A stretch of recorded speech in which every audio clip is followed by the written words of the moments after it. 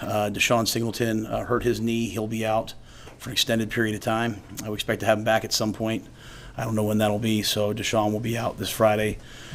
Luke Reimer out of the hospital, back and forth kind of a little bit, so Luke won't play this Friday, but hopefully we'll have Luke healthy and back with us here soon. So. Coach, I mean, with it being a Friday game, has it changed up tempo in practice at all, just because it's a quicker pace and a shorter week? I think you have to just condense maybe the work time that that you're doing. Normally Monday's a day off for us. As I said, we worked last night. We'll have the players come in tonight, this afternoon, this evening, which normally Mondays are off for us.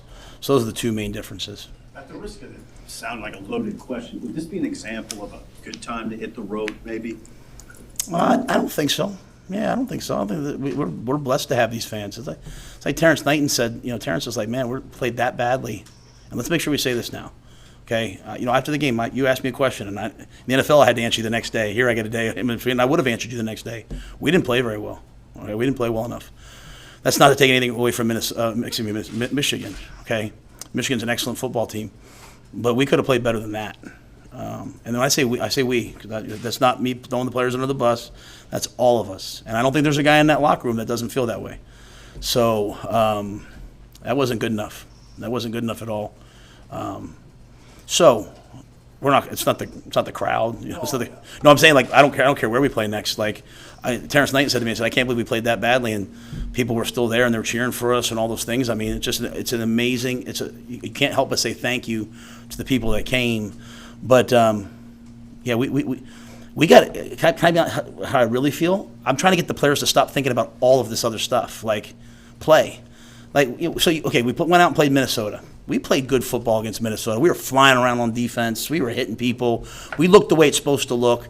And then some things went wrong, right? We got a bad call at the end of the half. We scored a touchdown. It doesn't go our way. Okay, great, whatever. We come back, we battle. We fumble the ball at the end of the game. We throw a pick, we lose the game. We go to Colorado. We're playing pretty well, all right? We had 3 turnovers. I don't want to talk about the turnovers. I keep saying to the guys, like, it was 13-7 with 6 minutes left in the third quarter. We lost 36-13. Like, we kind of accepted the fact that we were going to lose. And so, to me, Bill Walsh said it, champions behave like champions before they're champions. They have a winning standard. So I want a winning mindset.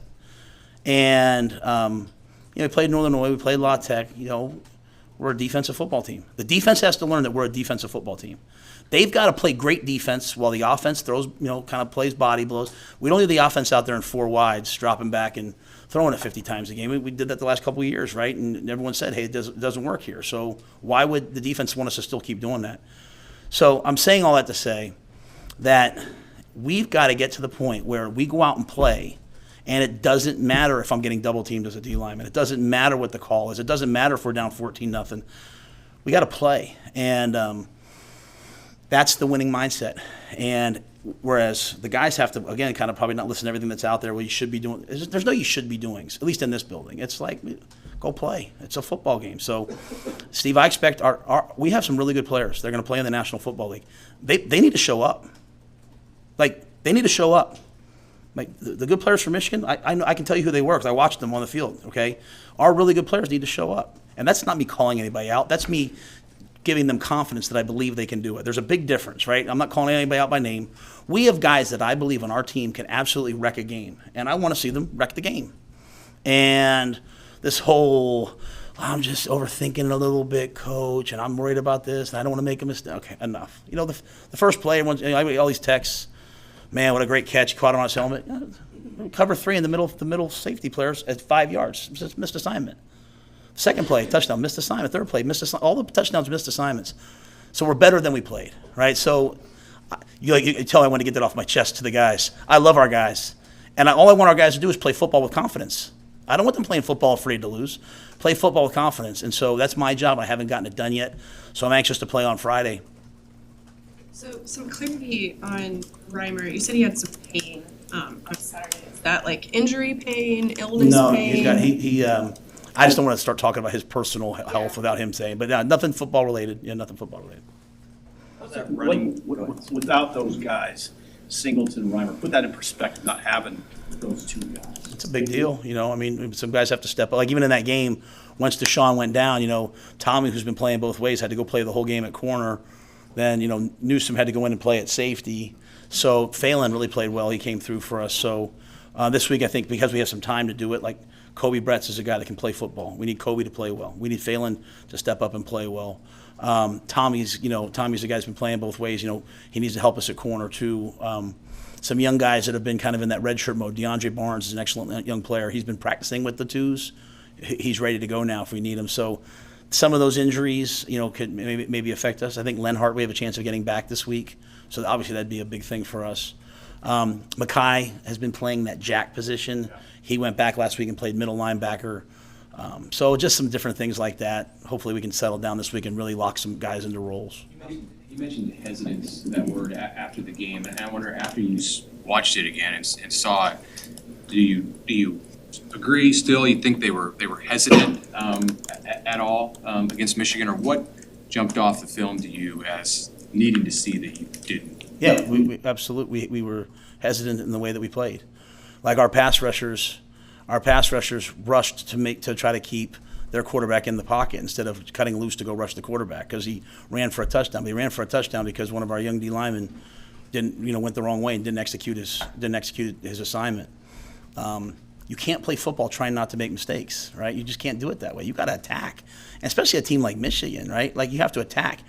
The bigger thing for me, and I'm saying this out loud so that it's spoken into existence, is I want to be the type of team that we're playing like this, and then we get down 14-0, and we're like, oh heck no, I'm not playing like this. I'm not losing 45-7 in front of my mom. Like I'm gonna play better, not jumping out and doing my own thing, but trusting ourselves and trusting our technique. So when people say learning how to win, if you haven't won a lot, it's hard to figure out how to win. So it's like I'm doing this, okay? We lost because we made mistakes. Don't make mistakes. I'm gonna do my own thing if you have confidence, like that, the team we played with confidence, right? You go out there, you play with a little swagger. You do your job, you do it at a really high level. Their longest play was 29 yards. It wasn't like it was just running by us we couldn't cover. It was 29 yards on a busted assignment. We could have played better than that. So I think that it's that hesitation of not wanting to be the guy who messes up. But we need our great players to be great players, and we need them to go make plays and make plays within the scheme, not outside the scheme. So that was pretty clear last night, and I take full responsibility. My job is to teach them how to win. So if we haven't figured out yet how to win, we were so close at Minnesota. That was what it was supposed to look like. And just because we lost doesn't mean you start searching for different answers. You just double down on what we did then. So here we are on the road again. We have a chance to go on the road, play a good team. Let's go do what we were doing. Irrespective of health, are you guys ready to embrace and kind of line up behind Heinrich as your starting quarterback? I feel very confident with Heinrich being the starting quarterback. That being said, I have a lot of confidence in Jeff. I know it's not probably a great answer, but we went out. We practiced last night, Sam. We practiced last night, and Jeff looked awesome. Jeff looked great. Heinrich looked great. Chubba looked good. So, I'm getting them both ready. But I have full confidence in Heinrich. In the midst of losing. And I know there were some batted passes and all things, but in the midst of losing, I saw things from Heinrich that I wanted to see. I saw him compete. I saw him and Billy work well versus man and win on some option routes. So I saw some things that I think we need to add to our run game. Just have to get the run game back to what it had been doing. How close are you to having what you would define as a good offensive identity that you can replicate week after week? We have an offensive identity. We're going to run the ball. Which, I would not just confuse, in all seriousness, I would not confuse identity, like knowing what you want to do and who you are, with always having success. Like, we lined up and we tried to run the ball against those guys. If that game stays like 7-0, or if we go down on that 4th and 2 and we score and make it 14-7, we're going to continue just trying to hey, they were running the ball. They were very consistent with their clips. We would have stayed with that. Once you get down 28-0, we're going to play to win. We came out. But we know exactly who we are. We're going to run the ball. We're going to run a little bit of option. We're going to play action pass here and there. We're going to try to convert third downs. I think we're just trying to do it better. You always practice. Along with Heinrich, after having a chance to watch the tape, what positive do you take away from Saturday, either team or individual standpoint? That we can learn from it. There's some guys that compete. Billy Kemp competed like a son of a gun. Some other guys competed. I don't want to and I'm not saying our guys didn't compete. Just to kind of what Mitch was saying, I just think we play with an air of hesitancy. When anytime your team does that, you put it on yourself as a coach. I'm not cutting them loose enough, so I got to do a better job. So we went out last night and we played. We didn't really play Saturday. We kind of went out there and tried to win. You got to play. It's a game. You got to play it. You got to play it, right? Was your Sunday Was your Sunday practice a little different than usual? When you say practice Sunday, was it a little practice different? last night. Full pads. Yeah, we practiced. Yeah, I'm saying that like no, but yeah, we went out in full pads. We competed. We said, hey, we did. It's a short week, so it's kind of like a Tuesday, right? So it's that too. But we didn't really play at the level we wanted to on Sunday. So we went out, we put the ball down, we played, and you know what? Guys had fun playing. What about Turner Corcoran? Is he available? He's fine. Yeah, he's fine. Yeah. So, will he be back as your starting left back? Yes. And then Malachi Coleman didn't get in that game, and he's at the 4-game mark. He's a guy that you plan to play more than 4 Yeah, games. he was out last week. He was in the protocol, so he got hit during practice. How do you feel about the running back spot now after a couple of weeks of trying to figure it out after Gabe and Ramirez's situation? Yeah, we've been going with Anthony. Anthony just has to protect the football. When he fumbled that game early on, I know a lot of people kind of said he's in the doghouse. Why? No one's in the doghouse. It's just we can't play the way we want to play and put the ball on the ground, right? So it happened again in the red zone. So I'm working with him all the time. I love the guy. I walked off the field with him like, hey, you'll be back. Let's go. Fleeks, I just think, showed us a dynamic element, and I thought Emmett played really well. Quentin, we've been trying to bring Quentin along. There's just a big difference. He's so talented. It's a big difference from going from like seeing cards to being out there, and they can be in one of 7 different defenses. And so Quentin's coming, but I think Josh has been the one guy that really kind of jumped. So he can play receiver, he can play tailback. So, Anthony will just work on ball security. Fleeks will keep bringing him along, and Emmett's a guy I think can do it all. Heinrich described the loss on Saturday as demoralizing. How do you see the team's psyche after a few days removed from the game? All I know is what it better be. It better be. We can't let that happen again. It better be. We better play our best game on Friday. It better be for all of us that you don't get to play for the University of Nebraska Cornhuskers and play in that stadium and play with all these facilities and get all the things that we get and then judge how well we're going to play based upon if we're down 14-0 or not. If we're down 13-7 with 6 minutes left in the third quarter against Colorado, we better play. Okay, so that's the mindset.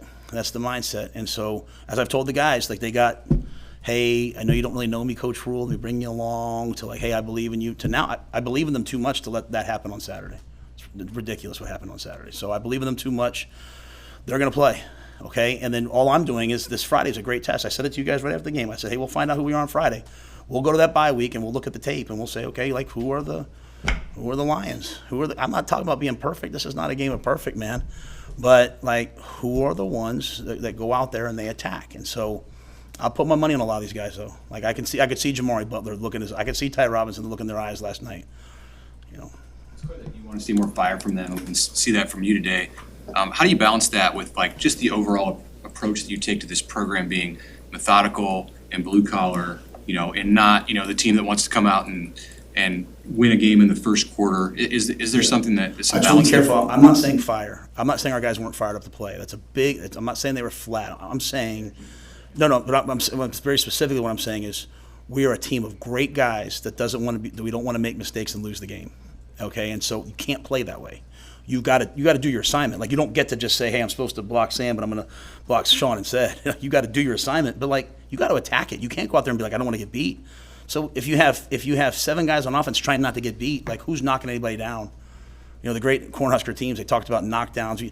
We had like 100-some knockdowns 2 weeks ago, and we didn't. On the 4th and 1 play, I'll always take the heat, like take the questions, like, hey, should we run this? Should we run that? No one was on the ground on a 4th and 1 play, not one player, because we're all trying not to get beat. So I'm sending this message so that everybody on our team knows what it is, and everybody. So I don't think it's fire. That being said, the process to me is it's never the schedule. It's not do we practice on Sundays or Mondays. The process is that we have a standard of performance, a mindset, that we attack everything. We try to go 1-0 every single day. We try to get 1% better. And when we don't, we take responsibility for it. We attack like lions, everything that we do. And so the only crime against the team ever is to accept losing, to accept losing. So I thank Coach Harbaugh at the end of the game. I said, thanks for letting us play that out, right? Like 2 weeks ago, we had the lead. who was it? Northern Illinois went down and scored as the game was over, and kind of people were kind of like, I was like, no, they got to get ready for their season, right? We lost that day, but the onside kick, like most times you wouldn't want to show your onside kick. We did it. Didn't look very good. We're going to get better from it. So that's the mindset for me. I was on the officials to the very end of the game, like, hey, throw that flag. Like, we're going to play till the end of the game. So that's the process for me. That's the methodical nature. It's just, hey, come after every game, tell the truth. We win, we lose. What happened? We could have played better on Saturday. Our guys are such good guys, they don't want to lose, but we're not going to win until we start to attack. You had 14 sacks in the first 3 games. I don't know if you guys have had any in the last 2. Now, sacks isn't the definitive on quarterback pressure, but what do you think's happened the last couple weeks, and how do you think it might affect the game against Illinois? They've struggled with protecting. Yeah, it's a great question. Maybe we had, I don't know, one against La Tech. We've been going with a little bit more 4-man rush, a little bit more coverage. There were some times in this game, again, when I say we're better than we play, like Prince Will won a couple times, Jamari won a couple times. The ball was out really quickly because, just the coverage, again, we moved a lot of guys around, but still, like, hey, we're supposed to drop down over number 3, and that guy runs to the post, and the guy's wide open, he throws the ball. So I think we can get pressure. To me, we have to have the ability to get pressure with 4. You can't always, like against Colorado, we were bringing 5 and 6 and 7, right? We have to have the ability to get pressure with 4 guys, and kind of goes back to what I'm saying about attacking, right? Like, you can't rush trying to keep the guy in the pocket. We have to rush, and Altmaier's an excellent player. He can run. He's athletic, but we can't just sit there and blitz all day and play, straight man across the board. We're going to have to rush and let our pass rushers rush, and so we've been trying to emphasize it, but we're not getting necessarily the results. Michigan at the same time does a nice job of, they're going to chip, they're going to protect, and they're going to trust their guys to win, and their guys won on some big plays. What's your confidence level in Albano at kickers? Three in a row he's missed now, and kind of how do you assess that situation? He's just like the rest of us, He's just like the rest of us. I've got to be better. The O-line's got to be better. The D-line's got to be better. Tristan has to be better. Tristan can kick better than he's kicking right now, and so he's got to get it corrected. He was out there last night. He was kicking. It's not for a lack of effort, not for a lack of trying, but I'm going to always, when I go to the game, I'm going to trust our guys to make the plays that I think they can make. Now that might adjust the line. He might go for it a few more times, but we went through one for on 4th and 1, and it didn't work out for us, right? But I think Tristan can do it. I know he can do it, and he's a young player. Sometimes I would have loved to have brought him along a little later, but he's going through the fire right now. And the good news is I think he's recognizing, again, when we talk about that fear and confidence, like, hey, I'm missing some big kicks that I want to make. I'm still here. I'm still making it. I'll be okay. And so Tristan's just going to have to get better like the rest of us. You mentioned after the game, it could be big for a guy like Jalen even to have that catch at the end. How close is he? And sort of, do you have an update on some of the other young guys? I know like Jaden Doss had the hand injury or whatever earlier. Is he closer? Where are some of those guys standing? Jaden was cleared to practice last week. He broke his arm, so he was finally cleared last week. So he was out there with us last night. So he's a guy that could see some reps. As I said, Malachi was out last week. Malachi, I thought, was really coming on before that. He played some good snaps the week before against La Tech. Jalen's another guy that, as he masters what he's doing, the playbook, I think we're seeing some things out of him. So those guys are all kind of right there on the precipice of getting on the field. Coach, going back to the quarterback spot, a couple of weeks ago, Marcus Satterfield said something along the lines of, Heinrich and Jeff are both so talented, he doesn't want them both on the sidelines. Have you ever thought about a dual quarterback system? Is that something you believe in or would try? At the same time, or are you talking about like just playing both? Like rotating them in and out throughout. Yeah, I'll do whatever it takes to win. I'll do whatever it takes to win. Back to Jeff. Is it safe to say that his road to recovery has taken longer than you expected? No, he had a high ankle sprain. I just think he's so tough that he was out there. Like even last week in practice, like he's out there, but he he's kind of like Cam last week. Cam was out there moving around, but they just can't do fully everything. And so, as a quarterback, you can be available as kind of an active guy. As a D lineman, it's kind of hard to push off. So I think when that first happened, I usually think of high ankle sprains being 4 to 6 weeks. So I expected it to be probably around now. These short weeks, you probably got used to them in the NFL, so I'm not sure it's really new for you. But what maybe is different in a week like this, and are you aware of that you might have these every year because of a tolerance that Nebraska put in 10 years ago? Yeah, I was in the American and the MAC. When we were in the MAC, when I was an assistant coach, I couldn't tell you if it was Tuesday or Wednesday or Thursday because we play a Thursday night, a Friday night, a Saturday night. The only thing tough is that you get back at we play these night games on the road. You get back so late, but thankfully the guys have. Thankfully it's a Friday night. So we played Thursday, we played Friday. We're gonna play another Friday. I don't really love night games very much because you're sitting around, especially on Fridays. At least on Saturdays you can watch other teams play. On Fridays you're watching, as the world turns or something. So it's not super ideal, but like I said, we're not gonna, it is what it is. But yeah, the changes in the week, just kind of this week we'll keep our normal rhythm, except we brought him in on Monday.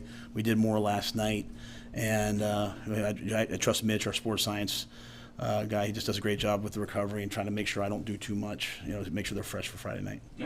When you're in a short week, do you try to condense the amount of things you're trying to fix in practice because you maybe don't have quite as much time? Yeah, I think you have to condense. You have to condense what you're doing. Right? To me, in the NFL when you're going Sunday to Thursday, that's really hard. I remember I was with Coach Coughlin. We just walked through that whole week. We went out and we played somebody, and we just ran kind of like our training camp offense, and we had more success because the guys are really familiar with it. And so I learned something there. But I think on a week like this, now you're playing a different defense, right? You're playing kind of a bear defense that plays some man, plays some zone. You're facing an offense that can be big. It can spread it out. They can get big on you. They can be little on you. So you have to face so many different things with Illinois. They're so well coached that you do have to prepare a lot. So we try to do a good job with walkthroughs. But again, that's why I said last night, we went out and practiced last night. Nothing's ever a punishment. It's always an opportunity, right? It's like an opportunity. We've got to get that game out of our system, and we've got to go compete. So I thought the guys, they had a great look about them when we got done last night. Illinois, Sorry. you talk about avoiding the outside noise with the players. Is there anything you can do other than tell the kids not to pay attention to anything outside? I mean, some coaches have banned social media or whatever. I mean, do you ever consider that? No way. I don't even tell them. I don't tell them what to think because they're not going to listen to me anyway, right? I mean, I try to tell my son, hey, don't look at Twitter, and he's like, okay, as he's looking at Twitter, right? So, I think this is the modern world, right? And you have to decide where you put your attention to, right? So, if I'll just say this, if being 2-3 is the end of the world for us, then there's a lot of 2-3 teams in the Big Ten right now. Like we're facing one on Friday, so I think Nebraska's been 2-3 or some version of thereof the last couple of years. And when you look back at last year, when they got to this point last year, I thought they accelerated, right? The team got better and they had some chances to win games down the stretch. So why don't we just do that? That was the message last night was do that. So most important thing to me in this program is that the guys become great adults, and so I would never tell them to not look at this or look at that. You've seen Illinois and their progression. What do you make of that, and just the principles that exist in Bielema's program? As we know. Yeah, I don't know Brett real well, other than just kind of since I've gotten to the league, right? He's, when you go to the meetings, he's one of the more sort of stately, sort of elder statesman, weighs in on topics, has really good perspective. I think, obviously they've done you watch even early on, just kind of watching them from afar, really kind of, ran the ball, played defense. They're much more diverse now, explosive. I think they do a great job of taking advantage of the guys that they have, right? They had a bunch of guys last year get drafted. They come back this year. They're tailoring what they do to those players. They do an excellent job. They're going to challenge you up front on their defensive line. They're going to challenge you up front offensively.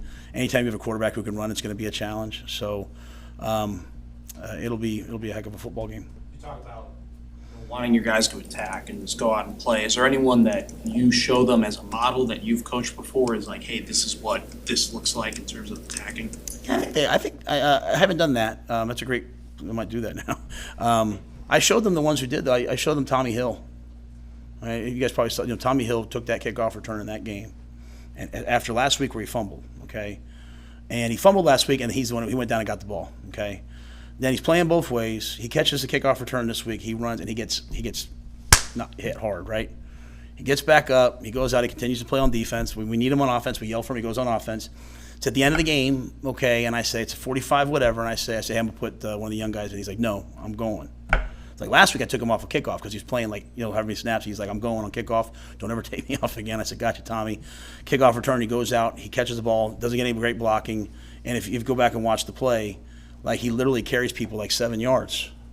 And not everyone on the play is like pushing the pile for him. He carries people 7 yards. I told him when he walked off the field, I said, man, I said my own way. I said, I'll mess with you forever. Like I love guys like that, man. Like, and from what I hear from people, maybe Tommy wouldn't have maybe done that last year. I don't know, but Tommy Hill, man, like just give me a bunch of guys like that, So he doesn't want it easy. He wants it to be difficult and loves to compete. So I showed the team that. So that they all know, like, hey, what's Coach Rhule looking for? I showed them that. And then tonight, we're going to show them what last night looked like. Because last night was winning football. And then we're going to do the same thing tomorrow. So they'll get it. All good? Thanks, guys. Thank you.